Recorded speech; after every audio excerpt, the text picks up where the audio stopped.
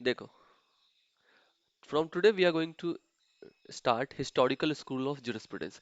इससे पहले हमने पढ़ा इससे पहले हमने पढ़ा एनालिटिकल स्कूल ऑफ जुरिस्प्रूडेंस को। ओके, चलो एक लाइन में कोई बता सकता है क्या था ओवरव्यू या ऑब्जेक्टिव, या क्या किस तरीके से एनालिटिकल स्कूल ऑफ जुरिस्प्रूडेंस को पढ़ा गया था? एनीवन?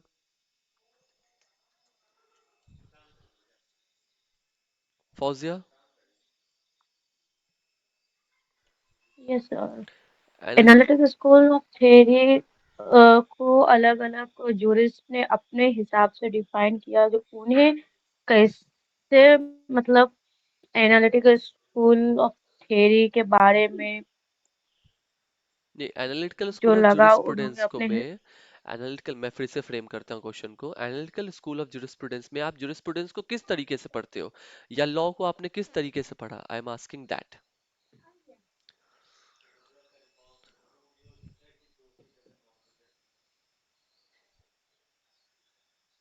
कुछ याद आया? हाँ, law of logic. Logic? Law logic. Logic आप प्रेजेंट की देते हो या फ्यूचर की देते हो या पास्ट की देते हो? लॉजिकल लोग जो होते हैं वो किस चीज में जीते हैं? प्रेजेंट। प्रेजेंट में। तो लॉ को उन्होंने बताया लॉ इज, ठीक है, इज पे उन्होंने ज्यादा फोकस किया, क्या है, ना कि आउट टू बी, क्या होना चाहिए। ठीक है, इस पे नहीं किया, इस पे किया इन्होंने। Next is historical school of jurisprudence. Okay, next is historical school of jurisprudence. Okay, historical word जो यहाँ पे है, उसे देख के लगता है ये समहाउ हिस्ट्री से कनेक्टेड है। हिस्ट्री का क्या मतलब होता है फौजिया? हम पास्ट के बारे में पढ़ते हैं बेसिकली। पास्ट के बारे में पढ़ते, क्या चीजें थी, क्या रही, पास्ट में क्या चला। ओके, तो एक चीज हमें समझ में आता है कि इस स्कूल में पास्ट के बारे में थोड़ा सा रहेगा, कुछ ना कुछ समहाउ पास्ट से रिलेटेड कुछ ना कुछ रहेगा। Okay, then we can start now. देखो, तो एक ओवरव्यू था कि इसमें हम पास्ट के बारे में देखेंगे। देखो, this school does not attach importance to relation of law. देखो, हमने एनालिटिकल स्कूल ऑफ जुरिस्प्रूडेंस में देखा था कि उन्होंने लॉ को स्टेट के साथ कनेक्ट करके पढ़ा था, कहा था कि स्टेट सब कुछ है, स्टेट सोवरेन है, वो रूल बनाती है, वो कमांड देती है, लोगों को उसे फॉलो करना चाहिए। बट इस स्कूल में क्या होता है, इस स्कूल में बेसिकली हम पढ़ाई करते हैं उन सोशल इंस्टीट्यूशंस का। इंस्टीट्यूशंस में, सोशल इंस्टीट्यूशंस में कौन कौन सा आ गए? अलग अलग स्कूल्स आ सकते हैं, कोर्ट्स आ सकते हैं, ट्रिब्यूनल्स आ सकते हैं, जो भी इंस्टीट्यूशंस होते हैं, टेम्पल्स आ सकते हैं, बहुत सी चीजें हो सकती है। तो हमने देखा कि लॉ उनमें कैसे डेवलप हुआ, सोशल इंस्टीट्यूशंस में लॉ कैसे डेवलप हुआ, हम उसे देखेंगे हिस्टोरिकल स्कूल ऑफ जुरिस्प्रूडेंस में। The task of historical school is to deal with the general principle governing the origin. देखो, हिस्टोरिकल स्कूल में हम देखेंगे ओरिजिन के बारे में, कोई चीज की, किसी चीज की ओरिजिन कैसी हुई, या development of law, law develop कैसे हुआ। तो देखो, अगर कोई किसी भी चीज की ओरिजिन को अगर हमें जानना है फौजिया, तो हमें उसकी क्या देखनी होती है?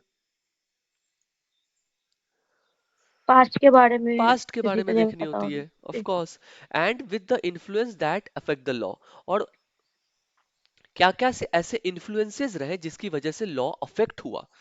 ओके, और ये जो चीजें हम पढ़ रहे हैं, ये एंथ्रोपोलॉजिकल अप्रोच से अलग है। एंथ्रोपोलॉजिकल का मतलब होता है जब आप ह्यूमंस को पढ़ते हो, ह्यूमन बिहेवियर को पढ़ते हो। ठीक है, तो यहाँ पे आप ह्यूमन बिहेवियर को नहीं पढ़ रहे हो, आप पढ़ रहे हो कि लॉ कैसे बना, ओरिजिन कैसे हुआ, डेवलपमेंट कैसे हुआ, उसका इन्फ्लुएंस क्या रहा लॉ का अलग अलग चीजों पे।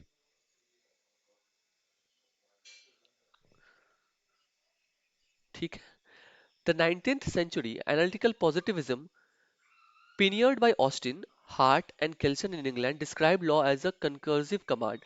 देखो, हमने एनालिटिकल स्कूल में देखा कि जो ऑस्टिन थे, हार्ट थे, केल्सन थे, जो इंग्लैंड में आया, उन्होंने कहा कि बेसिकली लॉ क्या है, एक कमांड है। ठीक है, जो इशू किया जाता है सोवरेन के द्वारा, और उस सोवरेन को इस किसी न मोरालिटी से मतलब होता है और ना कल्चरल वैल्यूज से मतलब होता है। Okay, the Austinian theory rejected historical growth of law. और जो ऑस्टिन थे, उन्होंने बोला था कि मुझे लॉ की हिस्ट्री से कोई मतलब नहीं है, ओके, मुझे इस चीज से मतलब है कि लॉ एक्चुअली में क्या है, विदाउट बॉदरिंग अबाउट इस हिस्टोरिकल एंड मोरल वैल्यूज। तो ऑस्टिन ने इसी तरीके से लॉ को बताया था। ये हमने ऑस्टिन की थ्योरी को क्या कहते हैं, सेजल? ऑस्टिन ने जो थ्योरी दी थी उसे हम किस नाम से जानते हैं?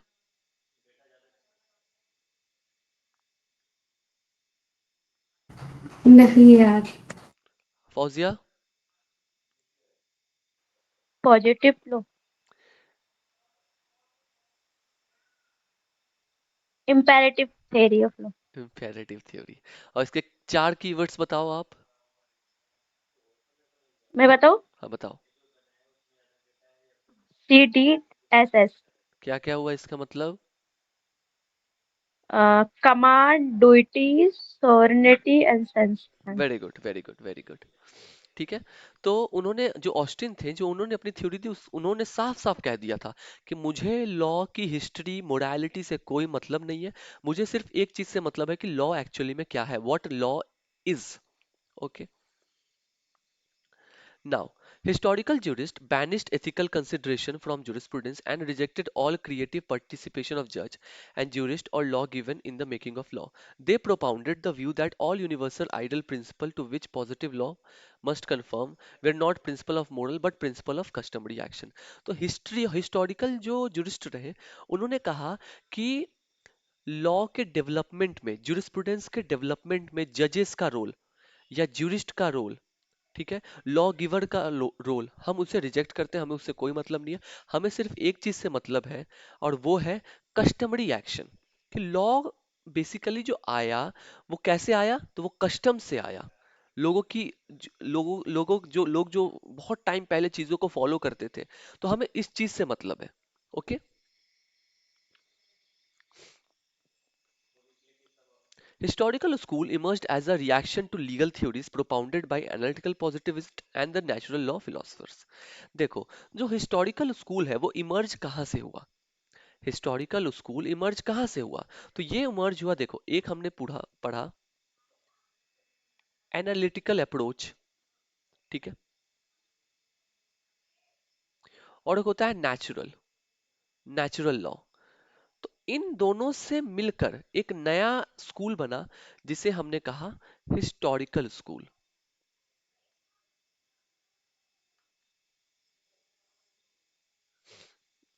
Historical the later believed that law was founded on the abstract notion of human conscience and reason।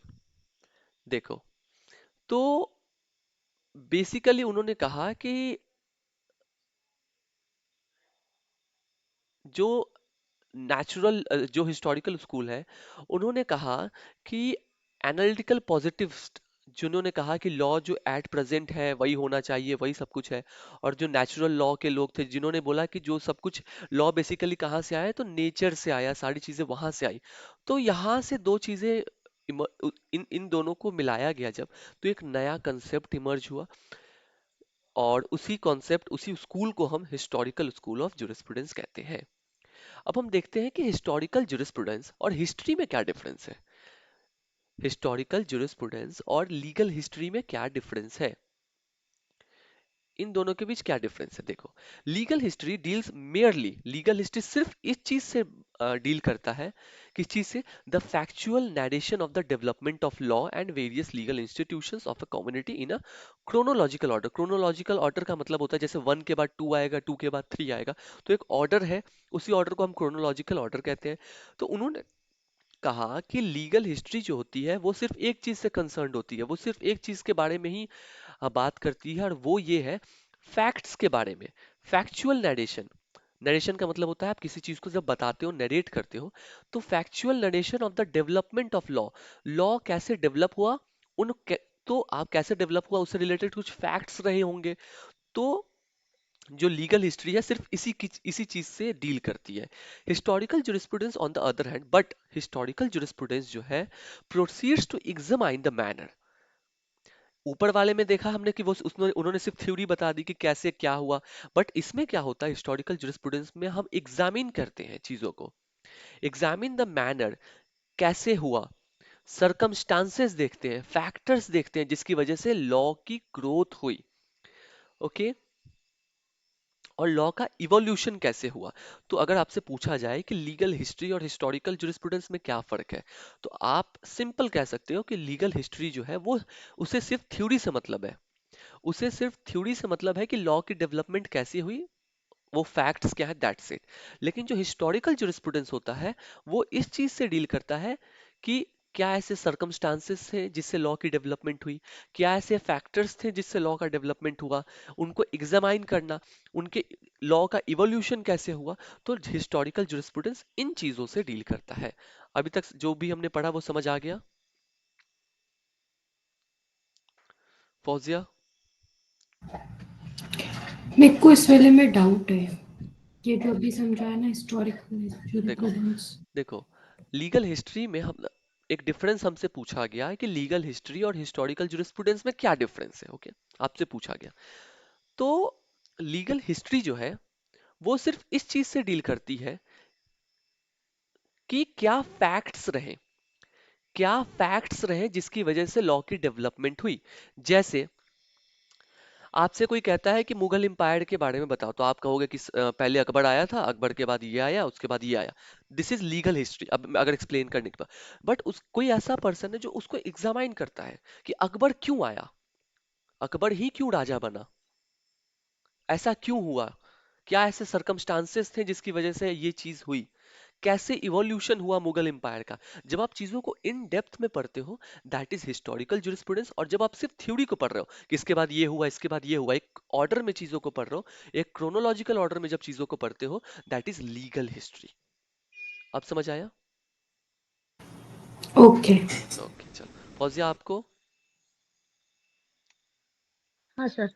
चलो, अब हम देखते हैं हिस्टोरिकल स्कूल ऑफ जुरिस्प्रूडेंस के जो प्रोमिनेंट ज्यूरिस्ट रहे उन्होंने क्या कहा।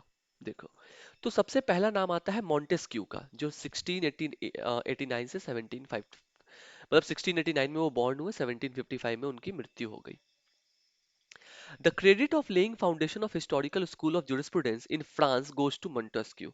फ्रांस में हिस्टोरिकल स्कूल ऑफ जुरिस्प्रूडेंस के फाउंडेशन में किसी का अगर सबसे बड़ा रोल था, या जिनका सबसे प्रोमिनेंट रोल रहा, वो थे मॉन्टेस्क्यू। और उन्होंने अपनी एक बुक लिखी थी, स्पिरिट ऑफ लॉ।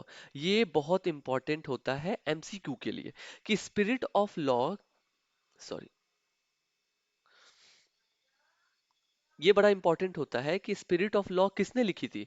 तो स्पिरिट ऑफ लॉ मॉन्टेस्क्यू ने लिखी थी 1748 में, अपने मरने से ठीक 7 साल पहले। तो उन्होंने फ्रांस में हिस्टोरिकल स्कूल ऑफ जुरिस्प्रूडेंस की फाउंडेशन की थी। He held that law should be adopted to suit the people for whom they are framed, keeping in view the degree of liberty which constitution desires to grant to its people। तो उन्होंने कहा कि आपको उन laws को adopt करना चाहिए जो लोगों के लिए है। आपको उन लॉज को अडॉप्ट करना चाहिए। आप लॉ क्यों बनाते हो? लोगों के लिए बनाते हो। तो जब आप कोई चीज किसी पर्टिकुलर कम्युनिटी, किसी पर्टिकुलर क्लास के लिए कर रहे हो, तो आपको इस बात का ध्यान रखना होगा कि उनका वेलफेयर हो। ओके, और इसके साथ ठीक है, आप लॉ बना रहे हो, लोगों का भला हो, बट आपको एक चीज का ध्यान रखना होगा कि आप कितनी लिबर्टी देना चाहते हो लोगों को। आप कितनी लिबर्टी देना चाहते हो लोगों को। जो कॉन्स्टिट्यूशन में आप दिखाते हो कि हाँ ठीक है, हर किसी को right to, sorry, freedom of speech है, हर किसी को फ्रीडम ऑफ स्पीच है। हमने देखा आर्टिकल नंबर 19 में, आर्टिकल 19 में हम देखते हैं कि हर इंसान को फ्रीडम ऑफ स्पीच है, बट कुछ ऐसे भी रीजनेबल रिस्ट्रिक्शंस लगाए जाते हैं हर पर्सन पे कि आप अपने फ्रीडम ऑफ स्पीच को इस तरीके से यूज नहीं कर सकते, या इन सर्कमस्टांसेस में यूज नहीं कर सकते। तो ठीक है, आप लोगों के वेलफेयर के लिए बना रहे हो, लोगों के लिए बना रहे हो, बट आप इस चीज का भी ध्यान रखो कि आप कितनी लिबर्टी देना चाहते हो लोगों को।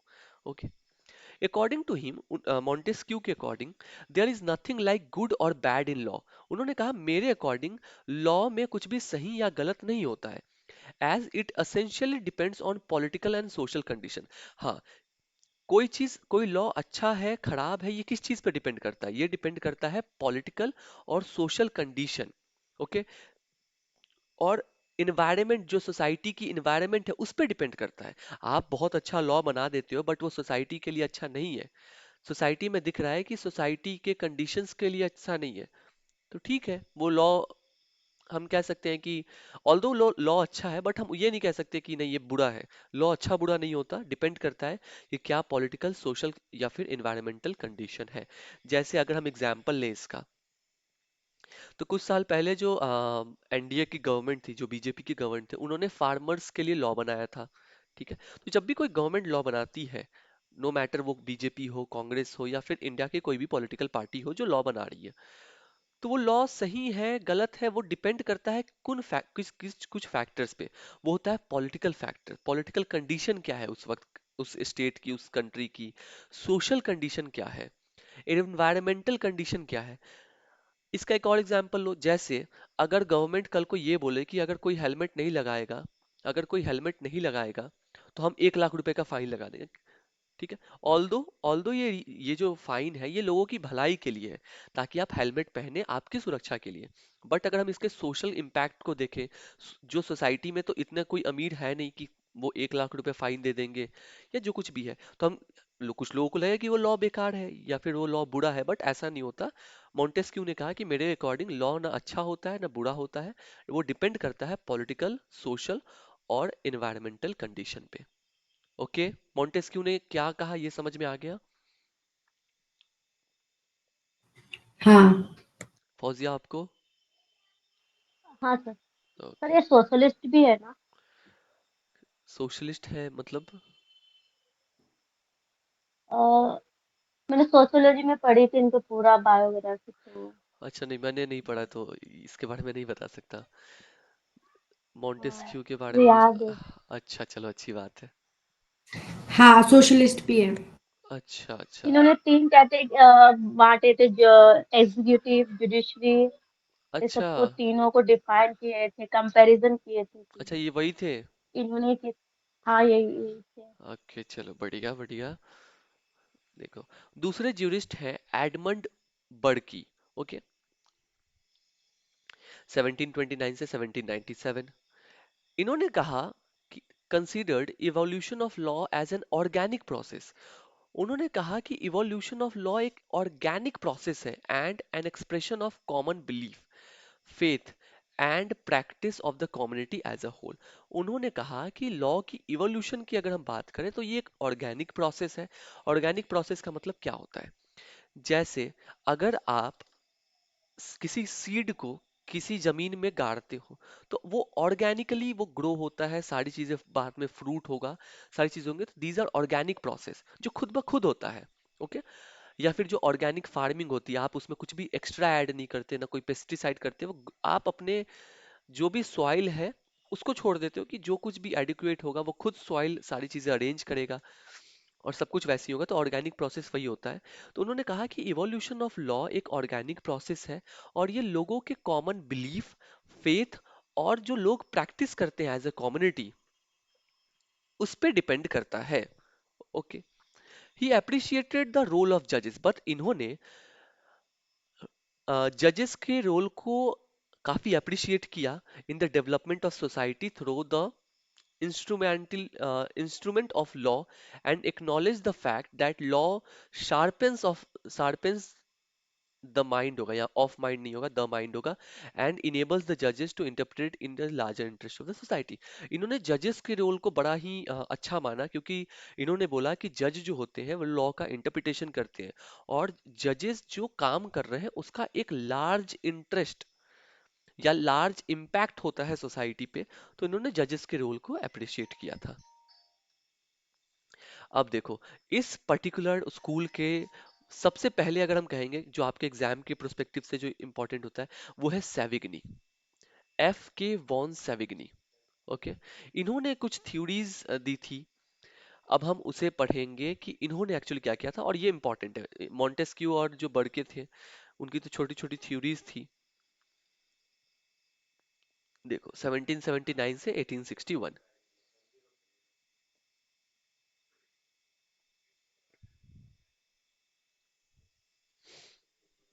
देखो, इन लोगों ने कहा कि हम नेचुरल लॉ थ्योरी को रिजेक्ट करते हैं which believe the law is based on the abstract principle of human reason। इन्होंने कहा कि हम जो सैविग्नी थे या फिर जो हुगो थे या शेलिंग थे, इन्होंने नेचुरल लॉ थ्योरी को रिजेक्ट किया था।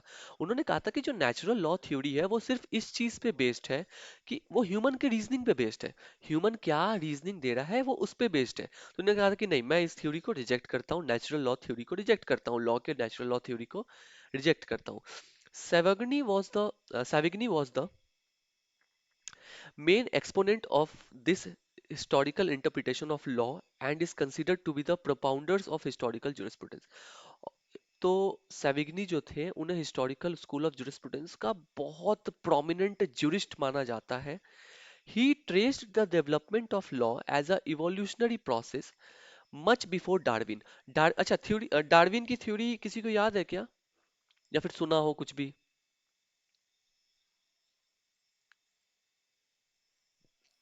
No idea. डार्विन ने एक थ्योरी दी थी, थ्योरी ऑफ इवोल्यूशन।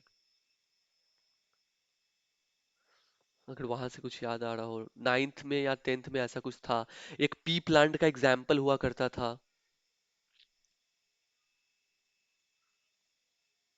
कुछ याद आ रहा है? देखो बेसिकली डार्विन जो थे सॉरी ना, सर, नहीं अच्छा कोई पता। बात नहीं, मुझे भी उतने अच्छे से याद नहीं है तो डोंट बी सॉरी। तो देखो डार्विन जो थे उन्होंने इवोल्यूशन के बारे में बताया था कि इवोल्यूशन कैसे होता है, ठीक है? तो अभी के लिए बस इतना जान लो। देखो, सो डार्विन के थ्योरी ऑफ इवोल्यूशन से पहले इन्होंने, सेविग्नी ने अपनी थ्योरी दी थी, और उन्होंने कहा था कि लॉ की जो डेवलपमेंट होती है वो भी एक इवोल्यूशनरी प्रोसेस ही है। Okay, and it is for his reason that doctor Allen described Savigny as the Darwinian before Darwin. और जो सेविग्नी जो ने जो अपनी थ्योरी दी, इसी वजह से जो डॉक्टर एलन है, जो खुद एक बहुत बड़े ज्यूरिस्ट रहे, उन्होंने सेविग्नी को कहा था कि सेविग्नी जो इंसान है वो डार्विन का भी डार्विनियन है, मतलब डार्विन से पहले भी एक डार्विन जो आया वो है, ठीक है? डार्विनियन बिफोर डार्विन, ठीक है? For his contribution to apply the evolutionary principle of development of legal system. जैसे डार्विन ने इवोल्यूशन इन जनरल बताया था कि लोगों का इवोल्यूशन कैसे हुआ, ऑर्गेनिज्म का इवोल्यूशन कैसे हुआ, उसी तरीके से सेविग्नी ने भी लीगल सिस्टम का इवोल्यूशन कैसे हुआ उसके बारे में बताया। तो इसी वजह से डॉक्टर एलन ने सेविग्नी को डार्विनियन बिफोर डार्विन के टाइटल से संबोधित किया था, या फिर उन्हें डिस्क्राइब किया था।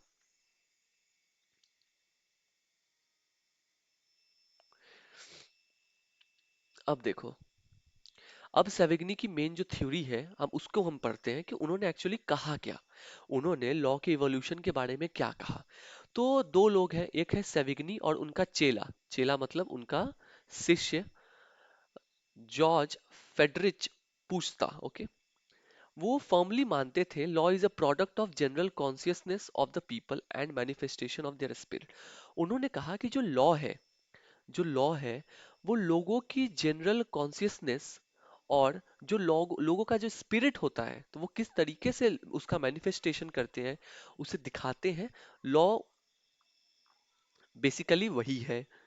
According to Savigny, a law made without taking into consideration the past historical culture and tradition of the community is likely to create more confusion.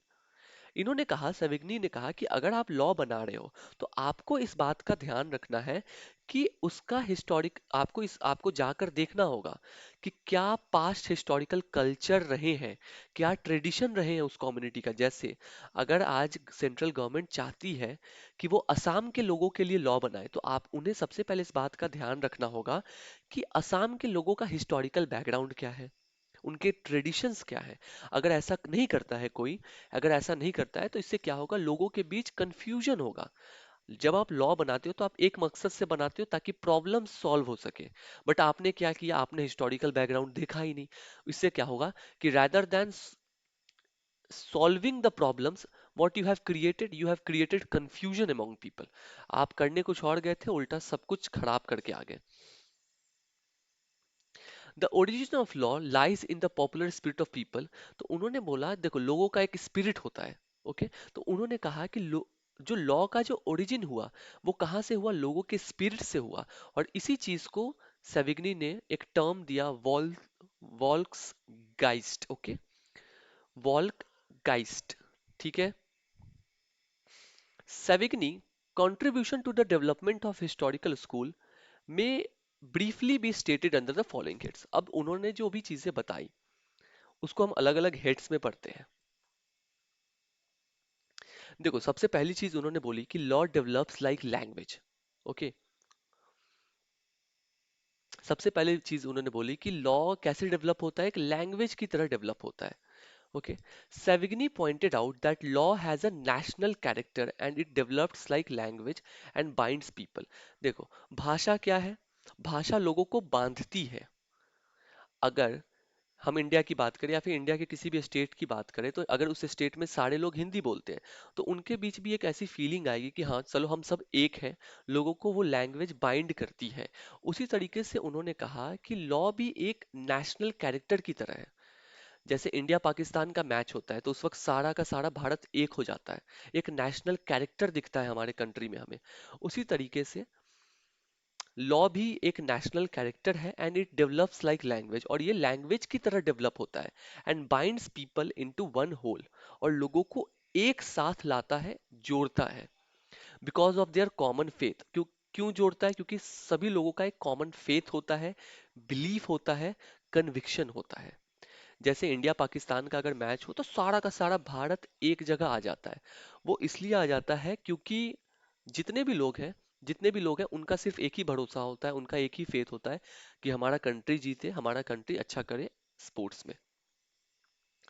According to him, law grows with the growth of the society. इन्होंने कहा कि law की जो growth होती है वो society के growth के साथ होती है एंड गेन्स इस स्ट्रेंथ फ्रॉम सोसाइटी, और सोसाइटी से ही इसे ताकत मिलती है।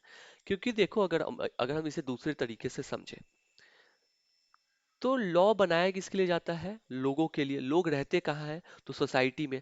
अगर आप कोई ऐसा लॉ बना दे तो जो सोसाइटी के अगेंस्ट है, या फिर वो लोगों के नीड्स को फुलफिल नहीं कर पा रहा है, सोसाइटी के नीड्स को फुलफिल नहीं कर पा रहा है, तो वैसे केस में क्या होगा? वो लॉ उस लॉ की जो भी ऑब्जेक्टिव्स हैं उसे वो फुलफिल नहीं कर पाएगा। एंड इसकी वजह से क्या होगा? बेसिकली क्या होगा? वो अपनी वैल्यू खो जाएगा, अपनी नेशनैलिटी खो देगा।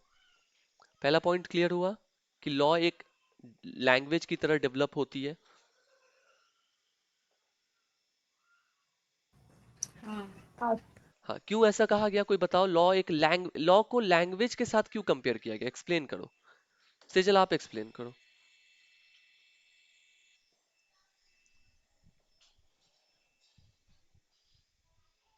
लॉ को भाषा के साथ इन्होंने क्यों कंपेयर किया?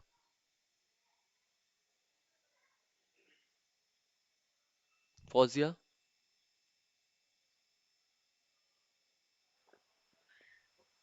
और लोगों को लैंग्वेज इसलिए बोला गया है क्योंकि बेसिकली लो जो है सोसाइटी के लिए डेवलप हो रहे हैं और लैंग्वेज भी सोसाइटी का एक हाँ बोलो, ट्राई अच्छा करो। नहीं सॉरी कोशिश करो, देखो, at least have the courage to speak. चलो बोलो। लो भी एक सोसाइटी के लिए बना है लैंग्वेज भी तो हम्म उसे इसलिए कोश चलो, अब मैं बताऊं। यस यस चलो मैं तुम्हारा एग्जांपल लेता हूँ। फौजिया, आप मुंबई से हो, महाराष्ट्र से हो। महाराष्ट्र में लोग कौन सी यस लैंग्वेज बोलते हैं? मराठी मराठी। हिंदी तो आप सब मराठी लैंग्वेज बोलते हो? हाँ कभी कभी ठीक है। आप मान लो कहीं घूमने गई हो। आप महाराष्ट्र से निकलकर, मुंबई से निकलकर आप सपोज किसी साउथ में, इंडिया या किसी अदर स्टेट में जाती हो घूमने, और वहां पे आपको कोई आपके बगल में एक इंसान खड़ा होता है और वो मराठी में बात कर रहा है, तो आपके अंदर उस वक्त क्या फीलिंग आएगी? जो ये भी एक मराठी मराठी और आपके महाराष्ट्र से है हाँ, और आपको ये होगा ना, ये तो अपने इधर का है, ये तो अपनी साइड का है। हाँ तो आप क्या करोगे? उससे ज्यादा यस कनेक्ट हो पाओगे। यस ठीक है। तो फैमिली में पाएंगे हाँ, तो इसी तरीके से इन्होंने कहा कि जो देखो, लैंग्वेज क्या करती है? लैंग्वेज लोगों को साथ लाती है। लैंग्वेज लोगों को साथ लाती है, लोगों को बाइंड करती है, सॉरी, बाइंड करती है। उसी तरीके से जो लॉ है वो भी लोगों को साथ लाती है, सोसाइटी को साथ लाती है। ओके, अब समझ आया? हाँ, अब क्लियर है। चलो ठीक थैंक यू सर। है। Okay okay. देखो दूसरा है, early development of law is spontaneous, thereafter jurist develop it. देखो, दूसरा पॉइंट इन्होंने बोला कि जो लॉ स्टार्टिंग में डेवलप होता है ना, तो एकदम तुरंत हो जाता है। स्पॉन्टेनियस का मतलब होता है एकदम तुरंत, मतलब होता है ना पलक झपकते कुछ हो जाए, तो हम कहते हैं स्पॉन्टेनियस हो गया। ठीक है, ये वर्ड का मतलब, स्पॉन्टेनियस का मतलब वही होता है। उसके बाद उन्होंने बोला कि जो लॉ जब अर्ली डेवलपमेंट होता है लॉ को, वो एकदम तुरंत हो जाता है। बट उसके बाद क्या होता है, जो जुरिस्ट होते हैं वो उसे डेवलप करते हैं। जैसे जैसे बच्चे पैदा करना तो बड़ा आसान है, बट उस बच्चे को ग्रो करना, उसे सब कुछ करना, वो बड़ा मुश्किल होता है। ऐसा ही है ना सेजल? हाँ, करेक्ट। हाँ, बच्चे पैदा करना क्या ही है, एक प्रोसेस है, आपने वो फॉलो किया, बच्चे हो जाते हैं। बट वो वो भी वैसे मुश्किल ही है। हाँ तब भी काफी ठीक ठीक है, मतलब उस, अगर हम उस चीज को कंपेयर करें इस चीज से, कि उसके बाद जो हमें रोल प्ले करना होता है as a parent, as a close one, वो काफी ज्यादा होता है। अब आप सोचो, किसी चीज को बनाने में, आपने घर बना दिया, तो घर बनाने में आपको मान लो 1 साल लगा, बट अब आपको उस घर में एक एक चीज की अब ध्यान रखनी होगी। जब भी कोई पेंट होगा, खराब होगा, कुछ भी होगा, सारी चीजें होंगी, अब आपको हमेशा ध्यान रखना है। तो कोई चीज बनाना बड़ा आसान होता है, बट उस चीज को कंटिन्यू रखना वो बड़ा मुश्किल होता है। ठीक है, जैसे फौजिया ने सोचा कि कल सुबह से मैं 4 बजे उठ के पढ़ाई करूंगी। अब क्या हुआ, कल सुबह एकदम फौजिया 3:50 में ही उठ गई, एकदम स्पॉन्टेनियस हुआ, एकदम क्विक हुआ, उसने तुरंत सोचा, तुरंत उठ गई। बट अब इस चीज को कंटिन्यू करना, ये बड़ा डिफिकल्ट होता है। ठीक है, तो दूसरे पॉइंट का यही मतलब है। देखो, सेविग्नी ने कहा that in the earliest stages, जब बहुत पहले, जब अर्ली स्टेजेस थे लॉ के डेवलपमेंट में, तो लॉ बड़ा जल्दी डेवलप हो गया। जैसे आप में से हम सबको पता है सेक्शन 300 आईपीसी का मर्डर है, तो किसी ने लॉ बनाया कि अगर कोई भी पर्सन इंटेंशनली किसी को मारेगा, वो मर्डर होगा। वो तो लॉ तो काफी जल्दी बन गया, बट अब उसका इंटरप्रिटेशन सालों निकल जाते हैं। आप देखते हो कि सुप्रीम कोर्ट ने एक जजमेंट दी, 20 साल 25 साल बाद अब खुद के जजमेंट को वो बदल देते हैं। क्यों? क्योंकि अब वो फिर से इंटरप्रिटेशन करते हैं, उन्हें लगता है कि नहीं अब ये होना चाहिए, शायद हमने उस वक्त गलत इंटरप्रिटेशन कर दिया था। तो उसी तरीके से कहा कि लॉ को बनाना बड़ा आसान है, लॉ को बनाना बड़ा आसान है, बट उस, जब आप बना देते हो ना, जब आप बना देते हो, तो उस चीज को मेंटेन करना, उस चीज को कंटिन्यू करना, वो बड़ा चैलेंजिंग होता है। Okay, the different kinds of एक minute, spontaneity according to the interval needs to be community, but after the community reaches a certain level of civilization, the different kinds of national activities there to,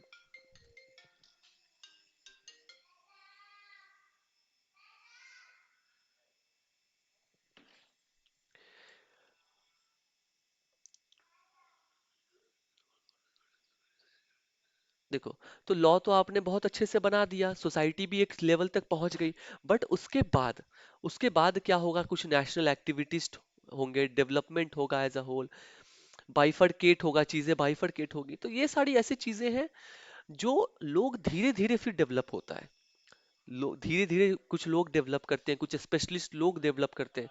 तो किसी भी law को बनाना बड़ा आसान होता है, but उस चीज को डेवलप करना, चेंज करते रहना, वो बड़ा मुश्किल होता है। और ये काम कौन करता है? साइंटिस्ट करते हैं, लिंग्विस्ट करते हैं, और अगर हम जूरिस्प्रूडेंस की बात करें तो ज्यूरिस्ट करते हैं। ओके, ये पॉइंट क्लियर हुआ? हाँ। पक्का? हाँ। चलो, फौजिया आपको। हाँ सर। चलो, ठीक है। तीसरा इन्होंने, सैविग्नी जो थे, तो उन्होंने बोला कि मैं जो जर्मन का लॉ है, जर्मनी के जो लॉज हैं, उसके कोडिफिकेशन के खिलाफ हूँ, उसके कोडिफिकेशन के खिलाफ हूं। तो अगर अब अभी हम समझे, तो उन्होंने बेसिकली कहा कि लॉ का कोडिफिकेशन नहीं होना चाहिए, लॉ का कोडिफिकेशन नहीं होना चाहिए। जैसे हमने इंडियन पीनल कोड बनाया, सीपीसी बनाया, तो हमने सारी चीजों को एक जगह लाके रख दिया, कॉन्ट्रैक्ट दो लोग करते हैं, उसके लिए हमने इंडियन कॉन्ट्रैक्ट एक्ट बना दिया। तो हमने चीजों को कोडिफाई किया कि हाँ, इस पर्टिकुलर चीज के लिए ये एक्ट होगा, इस चीज के लिए ये एक्ट होगा। तो सेविग्नी ने बोला कि नहीं, लॉ का कोडिफिकेशन नहीं होना चाहिए। क्यों नहीं होना चाहिए, अब हम उसे देखते हैं। Savigny was not totally against codification of laws. He, however, opposed the codification of the German law on the French pattern at that time, because Germany was then divided into several smaller states and its laws were primitive, immature, and lacked uniformity. देखो, although सेविग्नी codification के पूरे खिलाफ नहीं थे, but वो इस चीज के खिलाफ थे कि जो जर्मन का लॉ है, जर्मनी का जो लॉ है, उसका कोडिफिकेशन नहीं होना चाहिए। क्यों नहीं होना चाहिए? क्योंकि उस वक्त जो जर्मनी का जो लॉ था वो बड़ा ही प्रिमिटिव था, बहुत प्राइमरी स्टेज में था, इमेच्योर था, और यूनिफॉर्मिटी नहीं थी लॉ में। ही opinion that German law could be codified at a later stage where the uniformation of Germany take place and there is one law and one language throughout the country। देखो, तो इन्होंने basically क्या बोला कि देखो, सेविग्नी ने बोला कि देखो, मैं लॉ के कोडिफिकेशन के अगेंस्ट नहीं हूँ, बट मैं ये मानता हूँ कि लॉ जब लॉ अर्ली स्टेजेस में होता है, या फिर किसी भी कंट्री का जब लॉ नया नया बनता है, तो अगर हम इंडिया की बात करें, इंडिया जब इंडिपेंडेंट हुआ था तो उस वक्त जो लॉज बनाए गए थे बहुत कम लॉज थे, अब वो चेंज करने पड़ते थे। तो उन्होंने बोला कि स्टार्टिंग में आप लॉ को कोडिफाई मत करो, जब वो कंट्री स्टेबल हो जाए, लैंग्वेज एक एक हो जाए, लोग एक हो जाए, तब आप उनके लिए क्या कर, आपके लिए भी आसान होगा कि आपने सबके लिए एक लॉ बना दिया। तो उन्होंने ये बात कही कि लॉ को आप अर्ली स्टेजेस में कोडिफाई मत करो, बाद में कोडिफाई कर दो, जब सारी चीजें यूनिफॉर्म हो जाती है, लैंग्वेज यूनिफॉर्म हो जाता है, लोग यूनिफॉर्म हो जाते हैं। ओके, ठीक है फौजिया। Yes sir. ठीक है, सेजल तुम्हें। या चलो, चौथा पॉइंट इन्होंने बोला कि लॉ एक कंटिन्यूअसली और अनब्रेकेबल प्रोसेस है।